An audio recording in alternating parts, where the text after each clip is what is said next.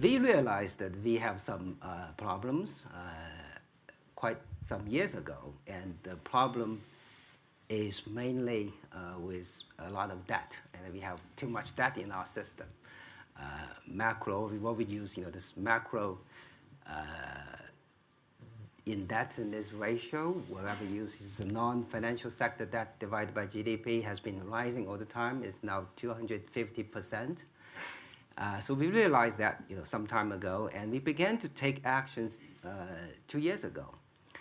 And the good news at this point is that that ratio, for the first time, plateaued in the last quarter of last year. It did not rise. And furthermore, M2 divided by GDP is also not rising. And M2, the growth rate of M2 in China last year was only 8.2%, which is almost 2% lower than nominal GDP growth rate. So you can see the effect of taking these tightening actions. Now, since the macro debt level is so high, so people will still be worried about the consequences of something happens to the financial system.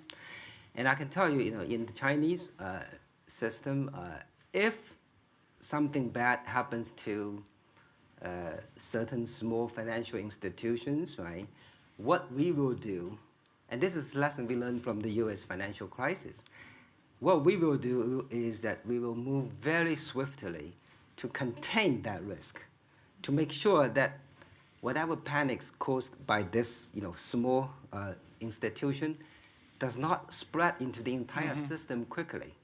And if you can contain that risk and make sure that panic does not spread, then the entire financial system will be okay.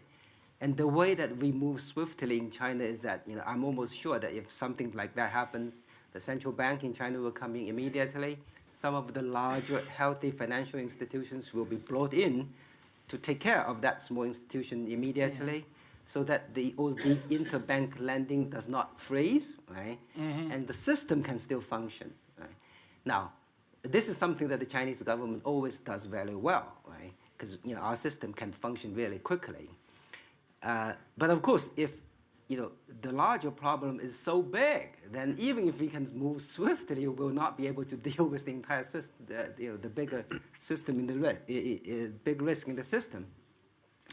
So that is why moving earlier to contain the scale of the entire system, the risk of the entire system is so important. And as I said, we've made some progress in that area as well. I want to say something, to the crowds, maybe here or over the internet, who had betted short on China. If they bet that China would somehow have a financial collapse, right, and during the collapse they could make some money, I can tell them that they're going to be wrong again.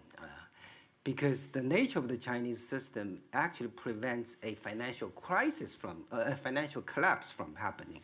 As I explained, we always move quickly, right, to contain the risk.